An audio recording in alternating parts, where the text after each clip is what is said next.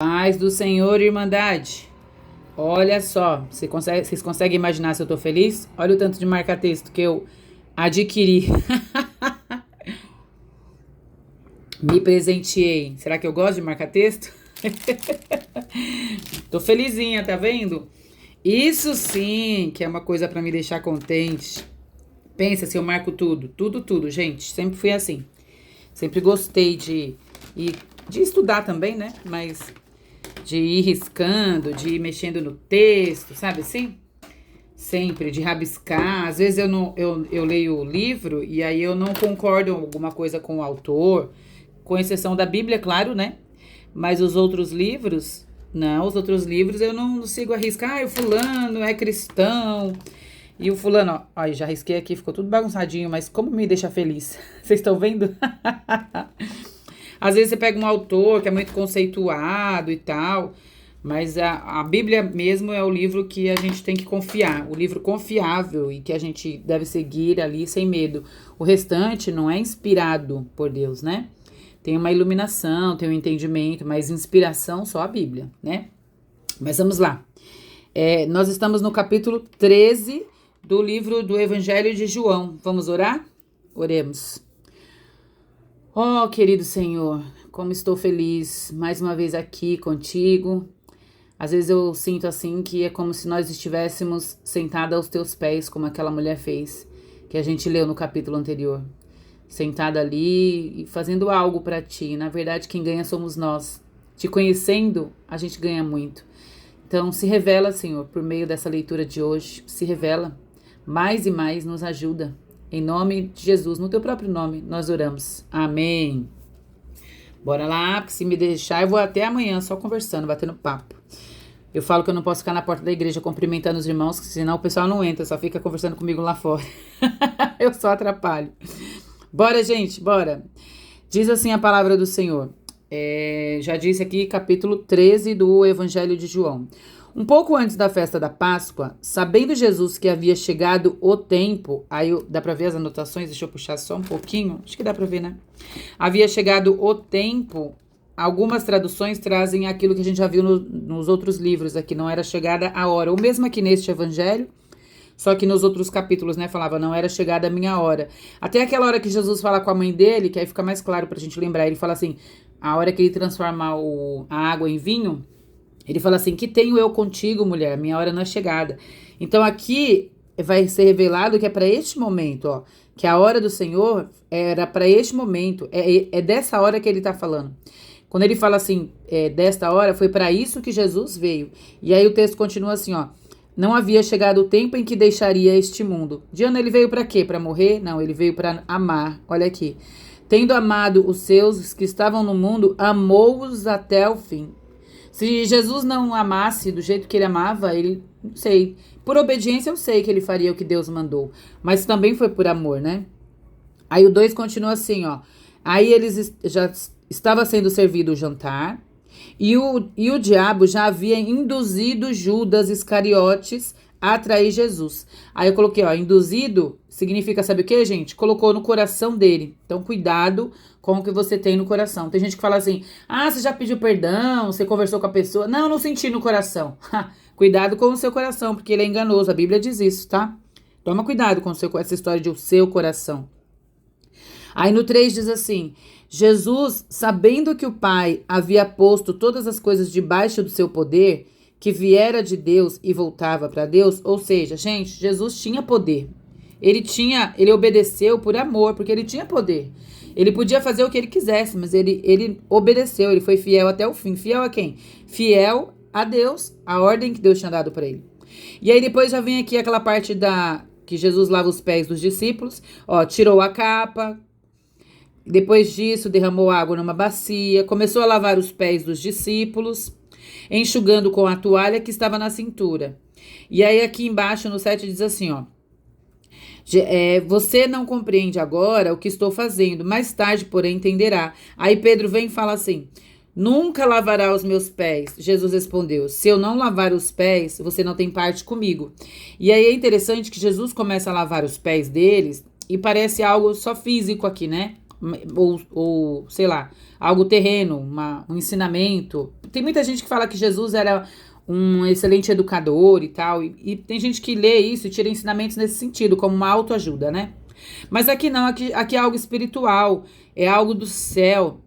Pensa assim, eram as últimas palavras de Jesus para aquele grupo, né? E aqui traz uma lição, além disso, mas algo espiritual. Por quê? Porque tá relacionado aqui com o traidor. Porque primeiro falou que Judas, já tinha induzido no coração a trair Jesus. E mesmo assim, o que Jesus faz? Jesus se diminui, né? E aí ele tá relacionado aqui à sujeira do coração de Judas, né? Por quê? Porque ele fala assim, já tinha induzido no coração que ele ia trair. Então ele foi induzido pelo inimigo.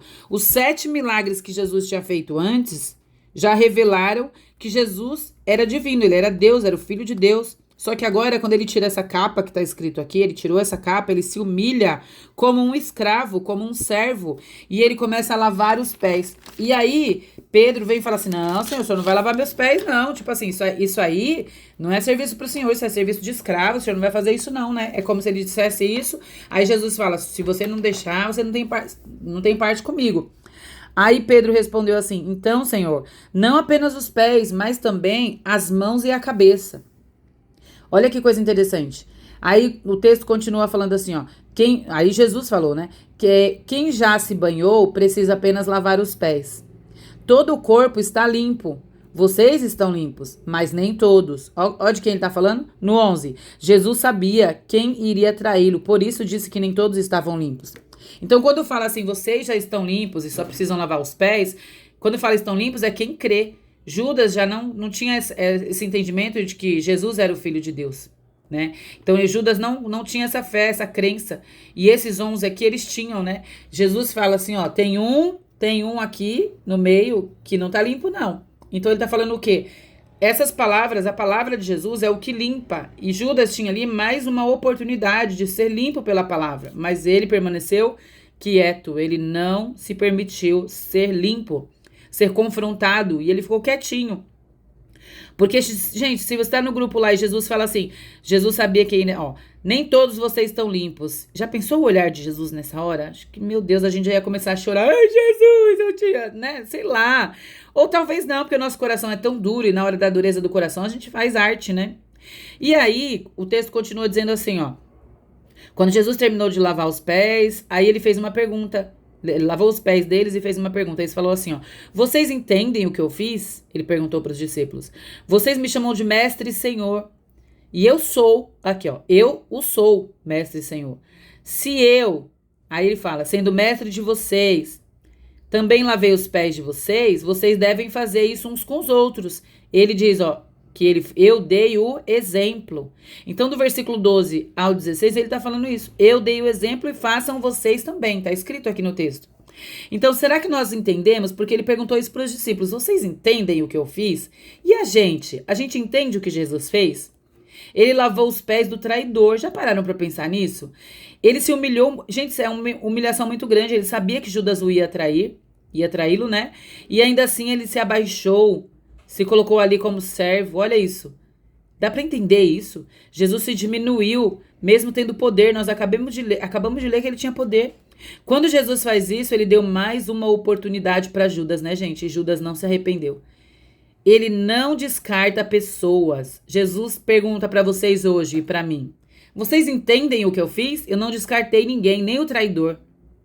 Eu não descartei aquele que ia me negar. Eu não descartei aqueles que iam fugir. Eu não descarto pessoas.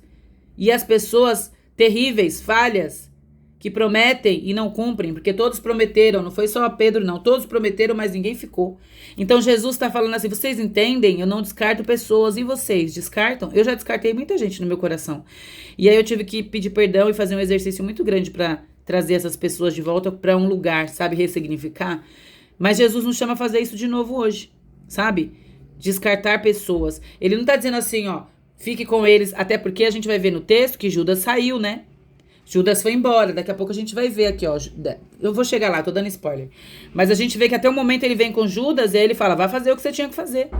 Olha isso, porque Judas não se arrependeu, né? E aí o texto continua dizendo assim, no 17, agora agora que vocês sabem essas coisas, bem-aventurados serão se as praticarem. Ou seja, a gente precisa conhecer da palavra, mas a gente precisa fazer o que ele está nos ensinando. Então, bem-aventurado, eu coloquei, significa feliz. Feliz é aquele que pratica isso. Feliz, gente, é aquele que não guarda essas mágoas, rancor. É difícil se livrar de mágoa e rancor. Mas se você conseguir, fizer esse esforço e conseguir, você vai ser feliz, plenamente feliz. Ter uma paz e uma felicidade que só Jesus pode dar. E é isso que ele está dizendo para nós hoje. Essa prisão, ela vai cessar no dia que você conseguir se livrar disso. Aí o texto continua assim, ó.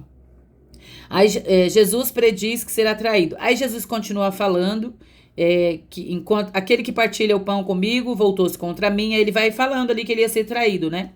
E aí, quando tá escrito aqui no 19, eu sou, na letra C, tá escrito aqui nome de Deus. Quando ele se refere aqui, eu sou, gente, é mais uma vez como sendo Deus, como tava lá no Antigo Testamento, sabe? Quando Deus se revelou, é a mesma coisa.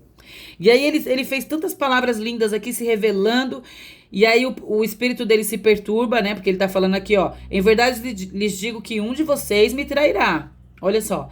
E aí, um deles, o discípulo a quem amava, ou seja, este aqui mesmo, né, que tá escrevendo, estava reclinado ao lado dele. E Simão, Pedro, fez sinal para ele e disse assim, ó, pergunta para ele, quem é que vai trair? É isso que tá explicando aqui esse versículo. E aí no 25, ele vem e fala, o próprio João fala assim, Senhor, quem é? Quem é que vai te trair? Eles ficam preocupados, né? E aí o texto continua aqui, ó. Jesus fala, aquele a quem eu der esse pão molhado no prato. E então, molhando o pedaço de pão, ele deu a Judas, gente, filho de Simão. Esse era o Judas Iscariotes, tá escrito. E no 27, logo que Judas comeu o pão, olha o que aconteceu. Satanás entrou nele, ele foi possuído. Tá escrito aqui, ó, Satanás entrou nele. Aí Jesus olha para ele e fala assim, ó, o que você está para fazer, faça depressa, disse Jesus. E no 28, no entanto, nenhum dos que estavam à mesa entendeu. No 29, como Judas era o encarregado do dinheiro, pensaram, talvez ele fosse comprar comida para festa ou para algum necessitado, o pobre, né? Alguns pobres. Aí no 30, então, assim que comeu o pão, Judas saiu e era noite. Aí eu coloquei noite, triste. Ele participou da ceia, ele comeu do pão e saiu para trair Jesus. É tão simbólico isso, perdão, essa coisa de noite, sabe, é tão simbólico que, assim, pra mim, né, eu gosto de pensar nos elementos, assim, no ambiente, no som, no cheiro, eu gosto disso, meu cérebro fica pulando, assim, nessas coisas, né, e Judas simboliza aqueles que não querem Deus. Judas não quis, não quis. Jesus não descartou, lavou os pés dele, deu a palavra, ele podia ter se arrependido e Judas não quis, né? Então Judas simboliza aqueles que não querem. A noite simboliza as trevas, o pecado, a influência do diabo. Tá aqui a noite. O diabo age na escuridão. As trevas não conversam com a luz, né? A luz dissipa as trevas. Então aqui tem a influência do diabo à noite. Olha só quanta coisa junto, né? Algumas vezes vem meio progressivo, veio primeiro com sugestões do diabo, depois ele seguia Jesus, mas ainda assim ele praticava os antigos pecados, porque a gente viu que Judas não mudou. Judas, está escrito que ele era ladrão e ele roubava o dinheiro da bolsa que era confiada a ele. Então, até esse momento aqui que Judas foi possuído, nós precisamos entender o seguinte, não foi de uma vez, foi aos poucos, gente. Foi devagarinho, cada hora era uma coisa, e ele continuou nos seus antigos pecados. Ele continuou nessas práticas. Então vamos ficar atentos, é preciso arrependimento e mudança. A gente tem que resistir ao diabo, e aí isso vai fazer com que ele fuja de nós. E aí o texto continuou, depois disso, Jesus prediz que Pedro vai negar, só que aqui em João, ele é bem sucinto, ele é bem resumido nessa parte, né? E aí no 34 diz assim, um novo mandamento dou a vocês. Amem uns aos outros como eu os amei, vocês devem amar uns aos outros. Deste modo, todos saberão, tá para dar, todos saberão que são meus discípulos. Olha como as pessoas saberão que nós somos de Cristo, se a gente amar. A marca do discípulo é o amor. Se vocês amarem uns aos outros. Aí Pedro disse assim, Senhor, para onde vais? Que o texto estava falando disso antes, né? Aí Jesus vem e fala assim, para onde eu vou, vocês não podem ir me seguir agora, mas me seguirão mais tarde. Aí Pedro diz assim, Senhor, eu daria a minha vida por ti. Aí é aqui que ele nega. Aí Jesus vem e fala assim, você dará a vida por mim? Olha isso, gente. Eu coloquei até um Esse é meu, viu? Não tá na Bíblia, não. Você dará a vida por mim? Em verdade, lhe digo que antes que o galo cante, você me negará 3 vezes. Jesus conhecia Pedro mais do que Pedro se conhecia. E é assim conosco também, gente. Jesus conhece a gente mais que a gente mesmo. Então, vamos nos fazer conhecidos de nós mesmos. A gente precisa meditar sobre as coisas que a gente pensa. Meditar sobre aquilo que a gente deseja. Tá com vontade de fazer alguma coisa, mas não teve coragem porque é errado? Pense sobre isso agrada a Deus. Por que eu estou desejando isso? Por que eu quero isso? Por que eu estou pensando nisso? Por que eu não consigo perdoar? Por que eu carrego essa mágoa? Pense nas coisas que você sente, no que está no seu coração e resista no dia mal. Resista ao inimigo e ele fugirá de você. E vamos terminar com essa palavra, nós vamos ser fortes. Nós seremos aqueles que vão resistir no dia mal. E vamos adorar, louvar e bendizer o nome do Senhor. Aleluia, é isso.